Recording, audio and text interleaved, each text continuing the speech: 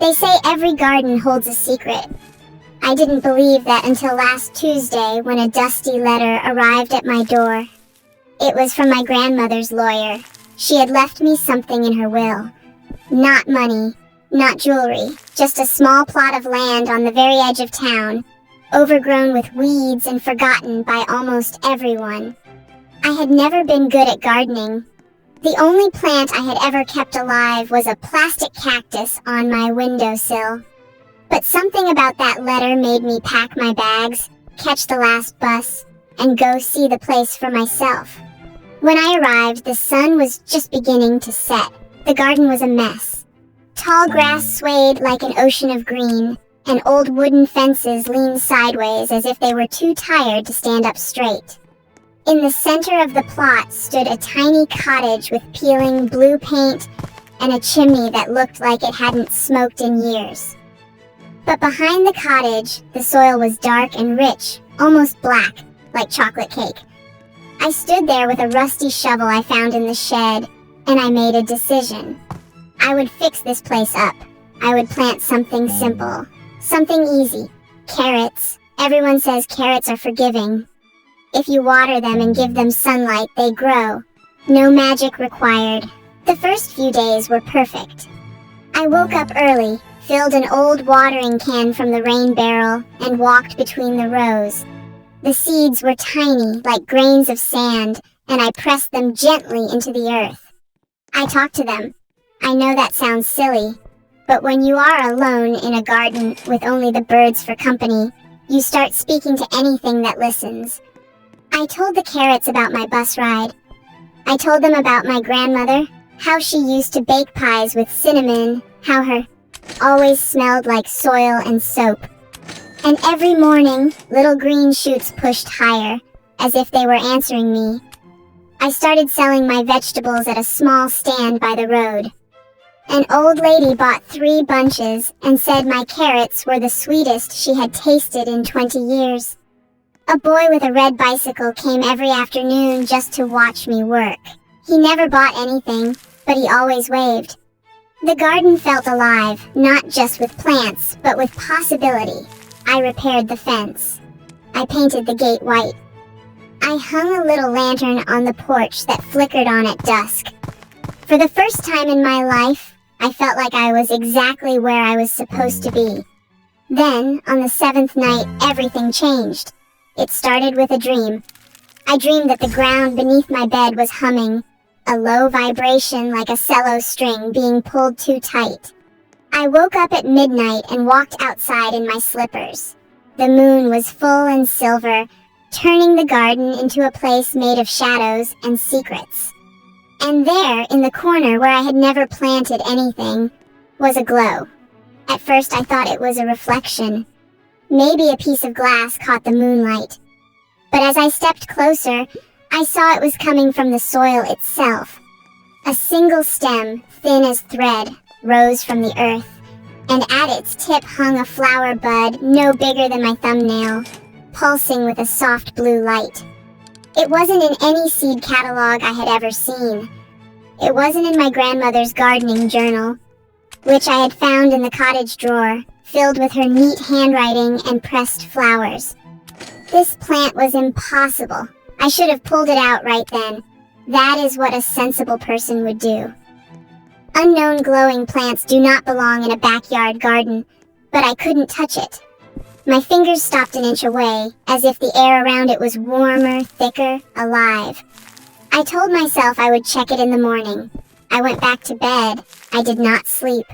When the sun rose, the plant had grown. Not a little. Not like a normal plant grows overnight. It had doubled in size.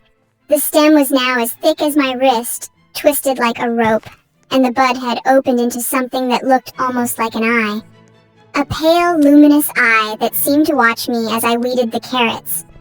I tried to take a picture with my phone, but the camera only showed a blur, like the plant did not want to be remembered by machines. That afternoon, the letters started appearing, not emails. Real letters slipped under my garden gate, written on paper that smelled rain and an iron. The first one said, "Sell the land, now." There was no signature. The second one said, "She knew, your grandmother knew. That is why she left." The third one was just a drawing.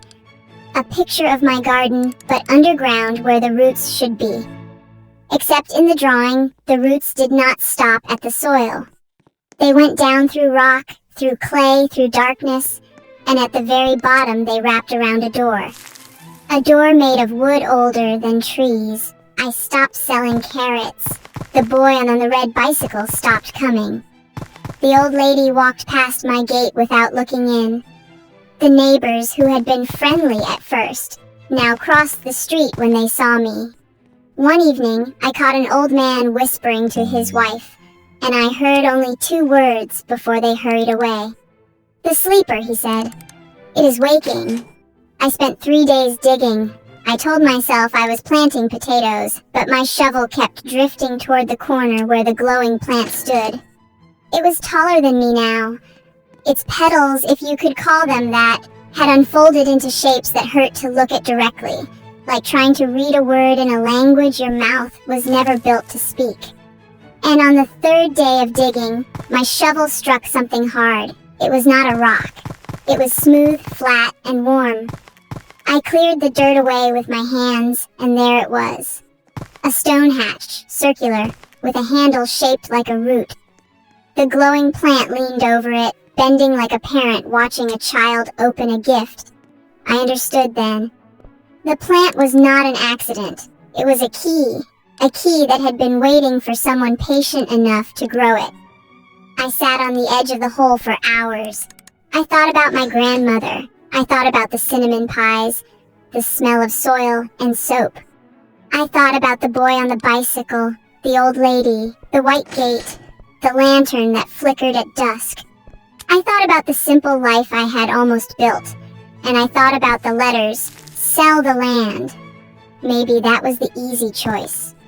Maybe there was a buyer out there who knew exactly what this garden hid, who would pay enough money to buy 100 gardens, 1,000 cottages. I could leave. I could forget the humming ground, the glowing eye, the door beneath the dirt.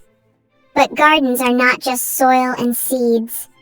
They are promises. My grandmother promised this place to me, not because it was safe, but because she trusted me with its secret. And I had promised the carrots, and the rain barrel, and the white gate that I would stay. I stood up. My hands were dirty. My heart was hammering so loud I was sure the plant could hear it. I reached out. The stem was warm, almost soft like skin. And when I wrapped my fingers around it and pulled, the hatch opened with a sound like a sigh. There were stairs. Stone stairs spiraling down into a light that was not blue, not gold, but something in between. Something that made my eyes water, and my soul feel suddenly terribly awake. The air that rose from below smelled of cinnamon and soil and soap. My grandmother's smell. The smell of a place that had been waiting a very long time for someone to come home. I looked back once at my garden. The carrots stood in neat rows. The lantern flickered on the porch. Everything was exactly as I had left it, and yet nothing would ever be the same. I took one step down, then another. The plant above me dimmed, its light folding back into the bud, its job complete.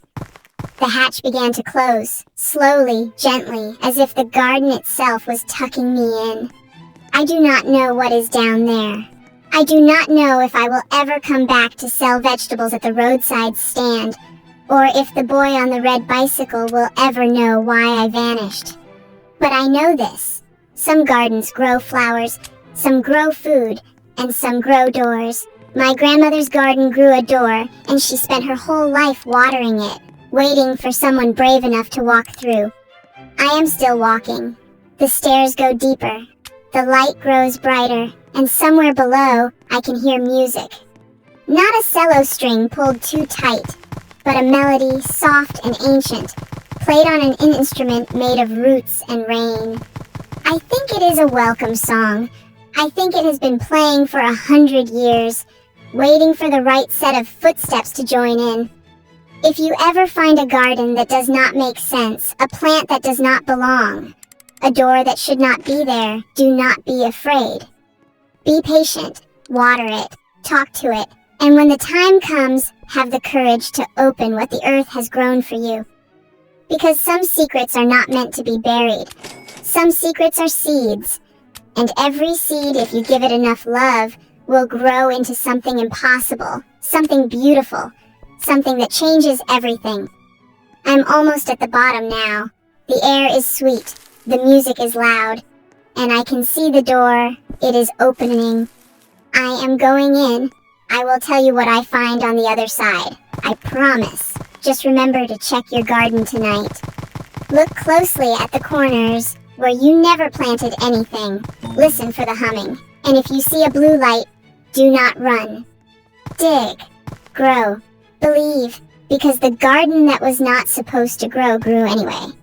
And so, my friend, can you